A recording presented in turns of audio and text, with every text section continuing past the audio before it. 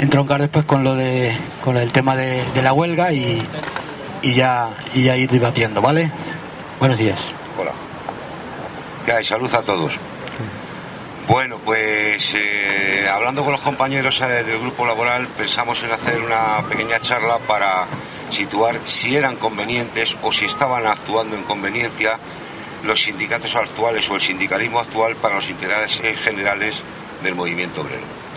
Entonces, yo quiero hacer un pequeño antecedente de cómo ha venido a ser el movimiento obrero, y a lo mejor la pregunta es si hay ahora sindicalismo o si hay ahora movimiento obrero, que a lo mejor pues lo que conocemos como sindicalismo no es el origen de lo que dio fuerza a poder recuperar y a poder obtener beneficios sociales, y lo que ahora se pueda conocer como sindicatos pues no corresponde exactamente a ese origen.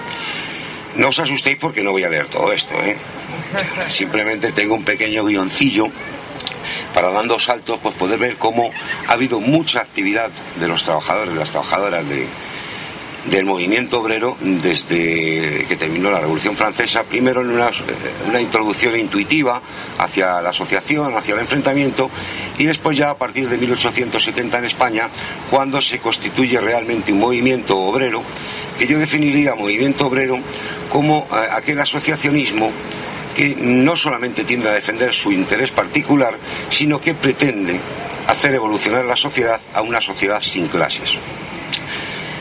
Rápidamente, nada más terminar la Revolución Francesa, se produjo un manifiesto, el Manifiesto de los Iguales, en donde ya se reclamaba, ya se indicaba que no se habían podido obtener para los más necesitados, para el campesinado, nada de aquella revolución que había establecido unas nuevas formas de convivencia, pero que era la burguesía la que realmente dominaba la sociedad.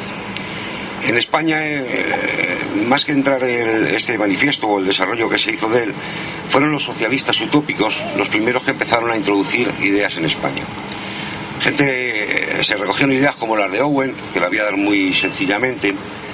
El movimiento de Owen es un movimiento inglés que básicamente constituía sindicatos, pero proponía constituir cooperativas dentro de cada sindicato para que los obreros, comprando en esas cooperativas, pudiesen eliminar a las producciones patronales y poder de esa manera pues acercarse a esa sociedad sin clase, a esa sociedad sin patronos. Lógicamente estamos hablando de finales del siglo XVII, principio del XVIII, esto era muy intuitivo. En España, esencialmente, los utopistas que entraron pues fueron gente como Fourier o Saint-Simon, a los que se les recogieron ideas de cooperativismo que también las aportaban. Esencialmente aportaron el ataque a la familia, que enlazó muy bien con el anticlericalismo español, que era tradicional por haber sufrido a la Iglesia durante tanto tiempo. Para los obreros, para los necesitados, la Iglesia siempre ha sido un aliado de la burguesía, y eso da la explicación de que no hayan podido triunfar las tesis del sindicalismo católico, digámosle, que luego veremos que sí tienen mucha influencia en lo que hoy llamamos sindicatos. España pasó sus etapas, igual que Europa, tal vez más tarde. Se habla de que hay una industrialización posterior. Aquí lo que hay es un grandísimo campesinado, pero en situaciones de miseria, que lo que hacía que la respuesta esencialmente fuese violenta. La respuesta eran alzamientos, quemas de registro de la propiedad, porque desde las instituciones estatales estaban totalmente alineadas con las clases patronales y no se esperaba nada. Tuvimos nuestra etapa de ludismo.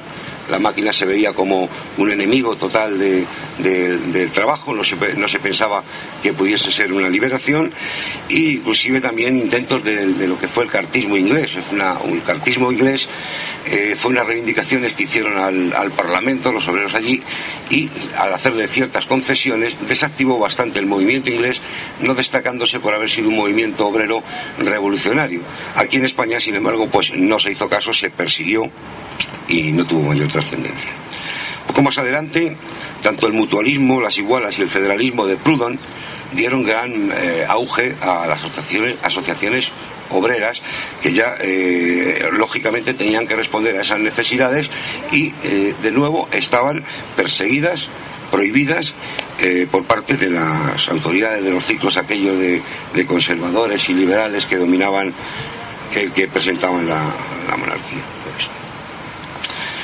Es importante el grado al que llegaron a tener el mutualismo. No tengo el dato exacto, pero para que os hagáis una idea, el Estado llegó a prohibir las cantidades económicas que podían manejar estas asociaciones, porque lógicamente crecían, era una solución, había igualas médicas, no existía seguridad social, pero ya las entidades obreras pues veían que mediante la asociación pues podían mejorar su calidad de vida de alguna manera. El cooperativismo, como digo, basado en los socialistas utópicos, ha tenido durante todo el siglo XIX un gran auge. Haceros una idea que en 1865 ya se produjo un congreso donde más de 200 delegados trataban sobre el tema de cooperativas. En aquel congreso también estaban entidades revolucionarias que ya habían entendido que el cooperativismo podía mejorar las condiciones, pero no tenía capacidad en sí mismo de transformar la sociedad. Ya se pensaba en acabar con las clases porque era la manera de conseguir la igualdad. Todo este proceso, como decimos, de socialistas utópicos, de mutualismos, del federalismo de Proudhon, que será importantísimo posteriormente, dio lugar a que cuando llega el movimiento obrero en España, podemos decir que es cuando llega la primera internacional. La primera internacional llegó a través de Fanelli y sobre todo engarzó en España, y por eso es tan grande o está tan reconocida la influencia del anarquismo en el movimiento obrero, más que digámosle las tesis marxistas, por lo menos hasta la guerra civil, porque se produce en 1870. 1870 es